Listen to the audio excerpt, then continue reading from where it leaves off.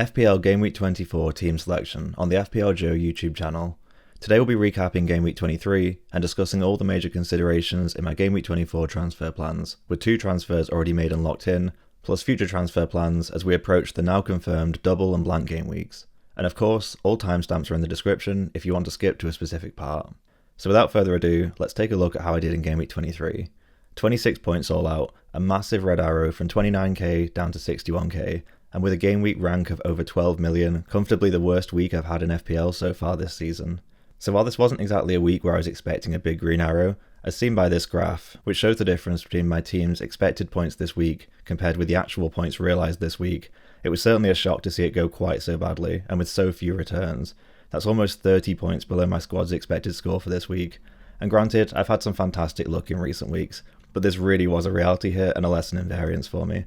So, let's rattle through this one so we can put it behind us, the sooner the better.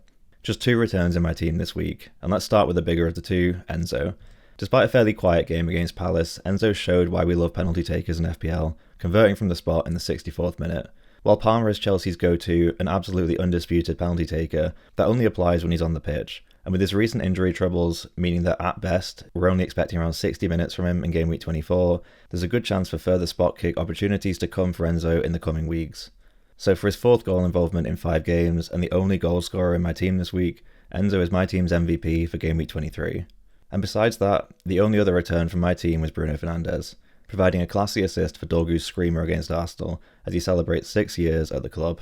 And no exaggeration when I say the club's best signing since Sir Alex Ferguson's departure. And in FPL, his endless routes to points continued to be invaluable, even if it did mean my triple Arsenal defence went home empty-handed. And with United's next 5 fixtures looking even better, I'm thrilled to have him in my team going forwards, and I'm even looking to double up on United's attack this week.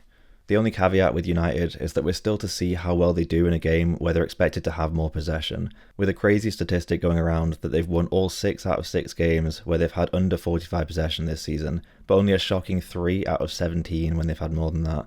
They're a team who dominate on the counter, but can really struggle against a low block, so in many ways the real challenge for Carrick begins against Fulham. And besides that, absolutely no luck anywhere else in the squad. Bruno's success also meant 3 1-pointers for my Arsenal defence. Timber actually came really close twice to an attacking return in this one, but was centimetres away on both. Hall was on 3 points until Opta updated their stats from 10 DEFCON down to 9, meaning he missed the threshold, adding insult to injury this week. It's hard to believe that he was actually my 3rd highest scoring player for the week up until that point. Gordon missed a huge chance 5 minutes before being subbed in the 63rd minute. He was on borrowed time already in my team, but he's now guaranteed to leave in Game Week 24. Thiago blanked as captain, also missing a big chance as Forest got a surprise 2-0 win at the G-Tech, and the City boys were both benched as well. I started both, despite hearing the leak in advance, only switching the captaincy to Thiago for a measly 1-point gain over Haaland. Ultimately, I did fancy their chances for a return off the bench, and I didn't like the alternatives this week, the leading option of which would have been a last-minute transfer of Foden to Palmer, who wasn't even in the Chelsea squad, so I'm actually quite glad I was patient there. Haaland did manage a goal in the UCL midweek, and while he's been undeniably poor in recent weeks, I'm not going to go betting against him anytime soon. The one good thing we can say is that with Marmoush back, he's finally been given a good rest, so fingers crossed he's back and firing soon, and you'd certainly hope so for 15.1 million. So, putting Game Week 23 swiftly behind us, let's move on to the Game Week 24 team selection. We'll start by looking at the upcoming fixtures from now up until Game Week 31, and we've just had confirmation from the Premier League that we'll be getting a double game week in Game Week 26. Either Arsenal or Chelsea, depending on who progresses to the EFL Cup final. And that means their respective fixtures, Arsenal versus Wolves or Chelsea versus Everton, are the 2 possibilities. And it's worth bearing in mind, Arsenal go into the second leg a goal up and will be playing at home, so it's a mountain to climb for Chelsea. And as such, the latest odds have Arsenal at an 88% chance to go through, so an Arsenal double game week is by far the most likely outcome. We'll find out the answer to this on Tuesday when they play their second leg of the semi-final.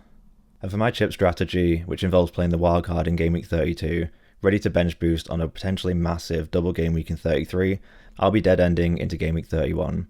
That basically means ignoring how my team's going to look after Game Week 31 and focusing all my transfer attention on the game week range which is shown here.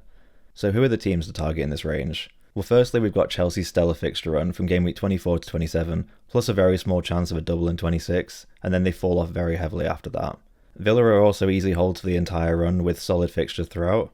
Bournemouth are also great picks other than in Game Week 25 and represent a lot of great value for choices. Fulham are also decent choices outside of Game Week 26 and especially from Game Week 27 to 31. and Palace are worth a look throughout, but with the caveat that they'll likely blank in Game Week 31, so they'll need to be sold when that game week rolls around. And a reminder, if you bring in a blanking player before Game Week 31, you'll need another transfer to remove them, so you need to be really sure that there's high enough upside to pay off having to use 2 transfers just for 1 pick. So for my team, I've got 2 free transfers to play this week, and with no major fires to put out, but with picks I would like to move on, I'll be deploying both of them in Game Week 24, starting by moving Gordon to Mbeumo.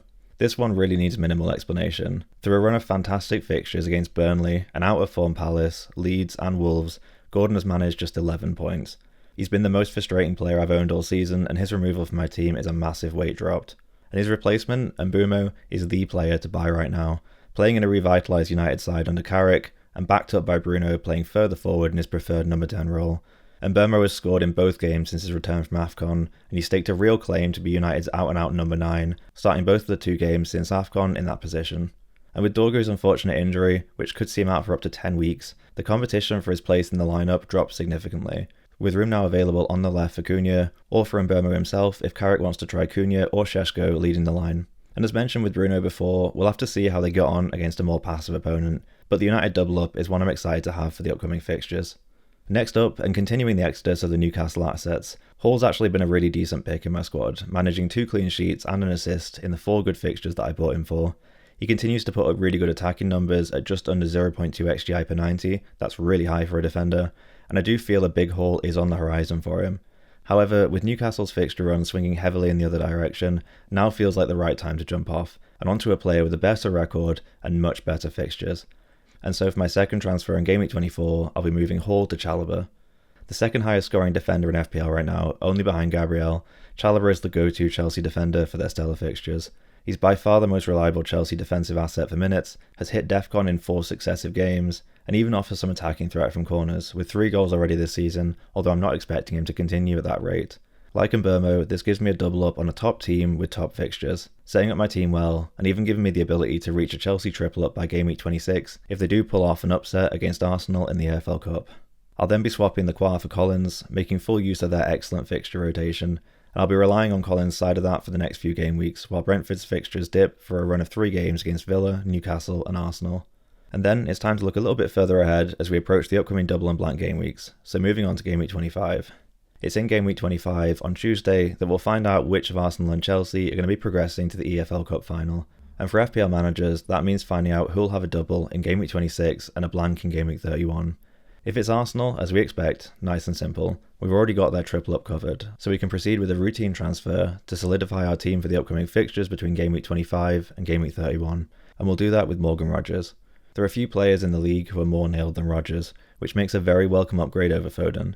While his expected numbers aren't anything to shout about, his output is 7 goals and 5 assists this season so far. He's one of the few players who can consistently overperform his XG, whether it's by popping up in the right moment and taking his chance, or just with a belter from outside the box.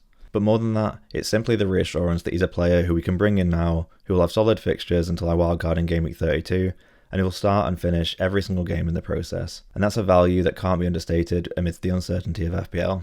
But if Chelsea do manage the upset, we can go a little bit more differential as we prepare for a surprise Chelsea double game week. That means that rather than Rodgers, we'll have the option to bring in Wilson, meaning that as we look forwards to double game week 26, we can now afford to swap the non-playing Guiu for João Pedro and bring him into the starting lineup in place of Thiago, giving us a top-notch Chelsea triple up. On João Pedro, you might reasonably ask if he's a worthwhile buy this week. If you want a slightly differential pick, who many of the non-wildcarders will be avoiding, as they'll stick with Evan Nilsson or Thiago, I'd say go for it. Just bear in mind that he'll likely be benched for at least one of the next 4 games, so it's up to you if you think he'll outscore the alternatives in his 3 great games versus their 4 decent or average ones. And as a reminder, in my case, this is just a hypothetical where Chelsea do get the double in 26, and if Arsenal do progress, as is significantly the more likely option, I won't be going for João Pedro in my squad.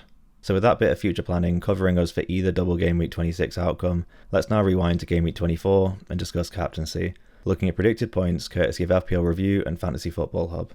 It's a relatively close battle between an out-of-form Haaland and an in-form Bruno, and this is compounded by the uncertainty around United's ability to break through these oppositions who are happy to play a low block. But for all his routes to points, and for the real possibility that Carrick's bolstered attacking side can do some real damage at Old Trafford, my captaincy for Game Week 24 goes to Bruno Fernandes. And the vice-captaincy therefore goes to Haaland, who had a nice boost in the midweek UCL fixture, scoring his first open play goal in over a month, a whopping 9 matches ago, which in itself is not a major confidence boost, but you have to hope that that's the uptick in form that he's been waiting for. And that's going to wrap up my Gameweek24 team selection. Drop a comment with any questions you need answering for your team in Gameweek 24, and I'll respond with my thoughts before the deadline. And if you're on the wildcard this week, do not miss the opportunity to check out my Gameweek 24 wildcard special, which I posted yesterday. It covers everything you need to know about playing the chip, featuring 2 extensively researched and planned out drafts to consider for your team, looking not just at how they perform now, but looking all the way forwards to Gameweek 31 and beyond. And so with that, if you enjoyed the video, a like and subscribe would go a huge way in supporting this new channel. Thanks for watching, and I'll be back shortly to prepare for Gameweek 25, by which point we'll have our very first double game week fixture confirmed and locked in. But for now, best of luck, and fingers crossed for another green arrow.